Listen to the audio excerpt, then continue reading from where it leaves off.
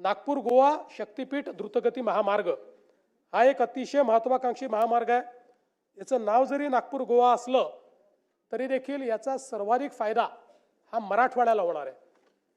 मराठवाड्याचं चित्र हा एक महामार्ग बदलून टाकेल। आणि या संदर्भात मागच्या काळामध्ये काही आक्षेपही होते लोकांचे। विशेषतः एक आक्षेप होता जो खरा होता की आपण जी अलाइनमेंट फायनल केली होती ती लोकांनी आपल्या लक्षात आणून दिली की सोलापूरपासनं आपली अलाइनमेंट ही जो राष्ट्रीय महामार्ग आहे त्याला पॅरलल जात होती। आणि त्याच्यामुळे ग्रीनफील्ड महामार्ग का बनवतो, नवीन एरिया ओपन अप होतात। ग्रीनफील्ड महामार्गामुळे अनकनेक्टेड लोक त्याच्याशी कनेक्ट होतात आणि तिथे विकास जातो। आणि म्हणून आमचे जयकुमार गोरेजी, अभिजितजी या सगळ्यांची आम्ही चर्चा केली आणि याची सोलापूरपासनं एक वेगळी नवीन अलाइनमेंट आम्ही तयार केली आहे, जी चंदगडपासनं पुढे मग म्हणजे सोलापूरपासनं जाते, मग सांगलीतनं जाते। आमचे जयंतराव पहिल्यांदा सुटून गेले होते शक्तीपीठ महामार्गातनं, आता तुमच्या जवळ आणला आम्ही। आणि मी तुम्हाला दाव्याने सांगतो की जयंतरावच मला पत्र देतील की हा करा, एवढा फायदा त्यांच्या मतदारसंघाला त्याचा होणार आहे।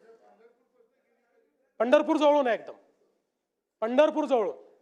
त्यामुळे आता आधीचं तर आपलं जवळपास जॉईंट मेजरमेंटही झालेलं आहे, त्याचं ॲक्विजिशन आपण चालू करतोय। ही जी नवीन अलाइनमेंट आहे या नवीन अलाइनमेंटचं आता आपण त्या ठिकाणी आणि पलीकडे तर चंदगड वगैरे त्यांनी मोर्चा काढूनच आमच्याकडनं महामार्ग न्या म्हटलं, त्यामुळे तिथे काही अडचण नाही आहे। आणि आता सांगतो ज्यांच्याकडनं आम्ही अलाइनमेंट काढली आता तेही लोक आमच्याकडे आलेले आहेत आणि ते म्हणतात आता काढू नका, तुम्ही इथनंच अलाइनमेंट ठेवा। पण त्यांना आम्ही सांगितलं की तुमच्या विरोधामुळे आम्ही काढलेली नाही, हा अधिक फिजिबल आम्हाला मार्ग मिळालेला आहे। आणि गतिशक्ती प्लॅटफॉर्मवर तो मार्ग नेल्यामुळे गतिशक्ती प्लॅटफॉर्मचा काय फायदा आहे बघा की जवळपास सगळी वन जमीन आम्हाला त्यातनं वगळता आली, अगदी थोडीशी वन जमीन आली आहे। त्यामुळे त्याचं परमिशन मिळणं अतिशय सोपं झालेलं आहे आणि खूप मोठ्या प्रमाणात हा मार्ग आपले सगळे शक्तीपीठं तर कनेक्ट करेलच, पण मी तुम्हाला सांगतो की विशेषतः जो दुष्काळी भाग आहे मराठवाड्याचा आणि पश्चिम महाराष्ट्राचा देखील त्याचं चित्र बदलणारा हा महामार्ग ठरेल।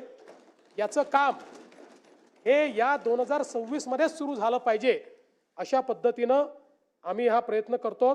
आपण बघा या एका महामार्गामुळे आपला जो 18 तासाचा प्रवास आहे तो 8 तासावर येणार आहे। इतक्या मोठ्या प्रमाणात ही कनेक्टिव्हिटी आणि सगळ्यात महत्त्वाचं काय आपला लूप तयार होतोय।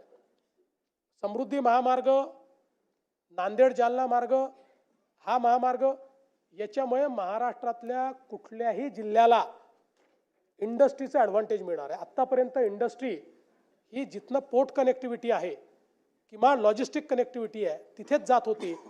यातनं पोर्ट कनेक्टिव्हिटी आणि लॉजिस्टिक्स कनेक्टिव्हिटी ही जवळपास महाराष्ट्रातल्या हे 2-3 आपले हे झाल्यानंतर जवळपास 32 जिल्ह्यांना ही कनेक्टिव्हिटी मिळणार आहे।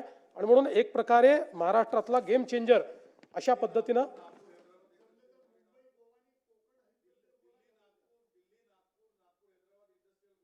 करणार आहे, तो केंद्राने अनाउन्स केला तो।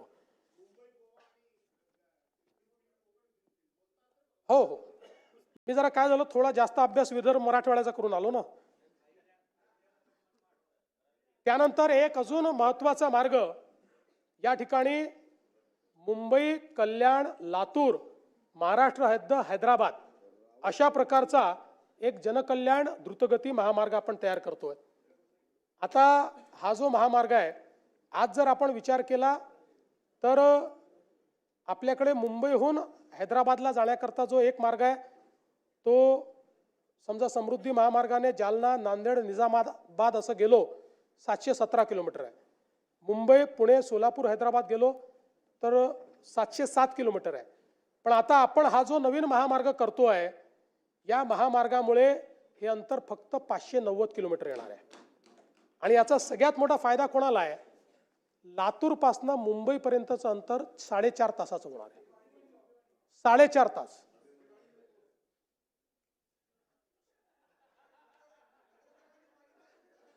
हो तुम्ही मागितला म्हणून तर मी दिलाय, माझी सही करू शकतो ना। नाही पण त्यांनी हे दिलेलं आहे पत्र देत होते ते त्यामुळे याची एकूण महाराष्ट्रातली लांबी 450 किलोमीटर आहे, कर्नाटकात 61 किलोमीटर आहे, तेलंगणात 79 किलोमीटर आहे. जवळपास 36,000 कोटी रुपयाचा हा महामार्ग आहे. या महामार्गामुळे ठाणे, पुणे, अहिल्यानगर, बीड आणि लातूर असे 5 जिल्हे या ठिकाणी जोडले जातील. अंतर 130 किलोमीटरने कमी होईल आणि मुंबई ते लातूर प्रवास मी सांगितलं हा 4 तासावर येईल.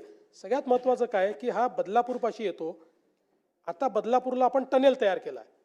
त्या टनेलमधनं 15 मिनिटात आपण अटल सेतूवर पोहोचतो. त्यामुळे जो व्यक्ती लातूरून निघालेला आहे तो तिथे आल्यानंतर 15 मिनिटाला अटल सेतूवर येऊन अटल सेतूच्या माध्यमातून पुढच्या 20 मिनिटात मुंबईत येऊ शकेल. अशा प्रकारची ही कनेक्टिव्हिटी आहे. यातनं या सगळ्या जिल्ह्यांना वाढवण बंदर, नवी मुंबई विमानतळ याचं देखील एक मोठी कनेक्टिव्हिटी मिळते आहे आणि मला असं वाटतं की खूप मोठा फायदा या माध्यमातून निश्चितपणे होणार आहे. यासोबत गडचिरोलीमध्ये देखील आपण एक विमानतळ तयार करायचा निर्णय घेतला होता. त्याचं लँड ॲक्विजिशनचं काम आता आपण चालू करतो. मला सांगताना आनंद वाटतो की आपण केंद्र सरकारला त्याचा OLS सर्वे दिला होता, त्याला त्यांनी मान्यता दिलेली आहे. त्याची फिजिबिलिटी ही ॲसर्टन झाली आहे आणि आपला प्रयत्न आहे की पुढच्या काळामध्ये Gadchiroli gateway to South India आपल्याला करायचं आहे आणि गडचिरोलीला पूर्ण क्षमतेची धावपट्टी ही आपण त्या ठिकाणी तयार करणार आहोत. त्या संदर्भातली जागा आपल्याकडे तिथे उपलब्ध आहे. गडचिरोलीपासून 8व्या किलोमीटरवर शहरापासून हा एअरपोर्ट आपण महामार्गाच्या लगत त्या ठिकाणी तयार करणार आहोत आणि नंतर चंद्रपूरपासून तिथे डेडिकेटेड रस्ता आणून सुधीर भाऊंना नागपूरच्या ऐवजी गडचिरोलीतनंच फ्लाईट मिळालं पाहिजे.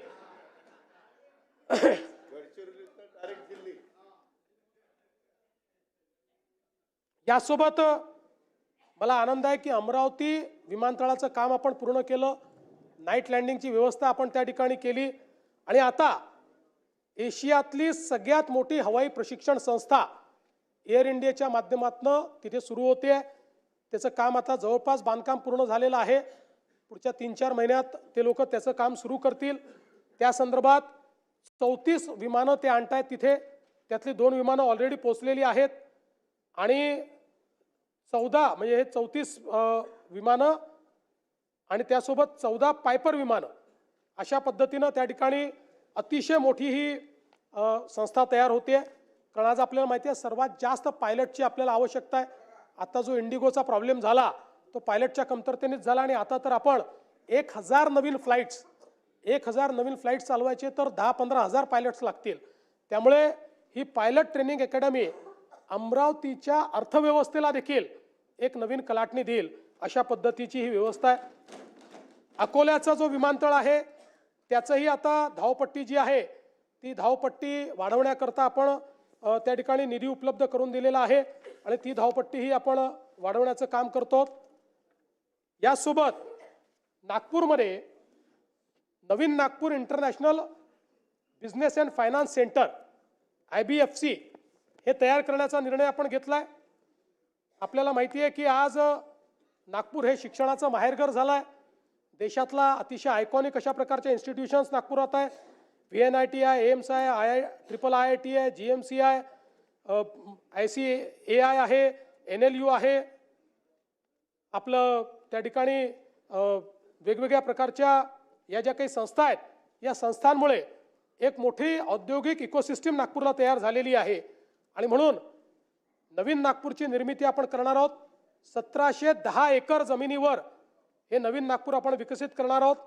ज्या प्रकारे मुंबईत BKC आहे किंवा पुण्यात हिंजवडी आहे त्याच धर्तीवर एक नवीन बिझनेस डिस्ट्रिक्ट हा नागपूरमध्ये तयार होणार आहे आणि अंदाज आहे की 5 लाखापेक्षा जास्त रोजगार निर्मिती त्या ठिकाणी होईल. आणि विशेषतः या संदर्भात जमीन ॲक्विजिशनची जी काही आम्हाला कारवाई करायची आहे मोठ्या प्रमाणात शेतकऱ्यांनी त्या संदर्भातलं आपलं कन्सेंट आम्हाला दिलं असल्यामुळे आणि त्या संदर्भातले फायनान्शियल टायप्सही झाले असल्यामुळे लवकरच याची जी काही जमीन आपल्याला घ्यायची आहे तीही घेण्याचं काम आपण करू. प्रधानमंत्री आवास योजनेच्या अंतर्गत मला सांगितलं पाहिजे की जवळपास 30 लाख घरं आता आपण बांधतो आणि हा एक रेकॉर्ड आहे की 16-17 ते 23-24 या कालावधीत आपण 13 लाख घरं बांधली.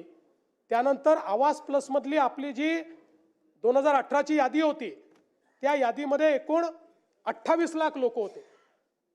आपल्याला केंद्र सरकारने एकाच झटक्यात 30 लाख घरं दिली. त्यामुळे त्या आवास प्लस यादीत एकही त्या ठिकाणी कोणीही वेटिंग लिस्टवर नाही. आणि त्यानंतर आपल्याला ही परवानगी दिली की आता तुम्ही नव्याने कोणाची जर तुम्हाला नोंदणी करायची असेल तर त्याकरता नोंदणीचं पोर्टल उघडलं आणि हे 30ही लाख घरं त्यातले 3 लाख पूर्णही झाली. या 30ही लाख घरांना आपण ॲडिशनल 50,000 रुपये द्यायचं ठरवलेलं आहे आणि प्लस रूफटॉप सोलर देतो. पहिल्या दिवशीपासनं यांना विजेचं बिल येणार नाही अशा प्रकारची व्यवस्था ही आपण या ठिकाणी केली आहे. खरं म्हणजे झोपडपट्टी पुनर्वसनाशी संबंधित काही महत्त्वाचे मुद्दे आहेत, पण त्या संदर्भात माननीय उपमुख्यमंत्र्यांनी आपलं जे काही याचं उत्तर होतं लक्षवेधीचं त्या संदर्भातल्या घोषणा केल्या आहेत. त्यामुळे मी पुन्हा सांगून आपला या ठिकाणी वेळ घेणार नाही. जे काही आपण वेगवेगळे प्रस्ताव या ठिकाणी करतो ज्यामध्ये बीडीडी चाळ असेल, जीटीबी नगर असेल, बांद्रा रिक्लेमेशन असेल, आदर्श नगर असेल, मोतीलाल नगर असेल, एसव्हीपी नगर असेल, प्रत्येक ठिकाणी मोठ्या प्रमाणात पुनर्वसित लोक करून अधिकची आपण निर्मिती करतो.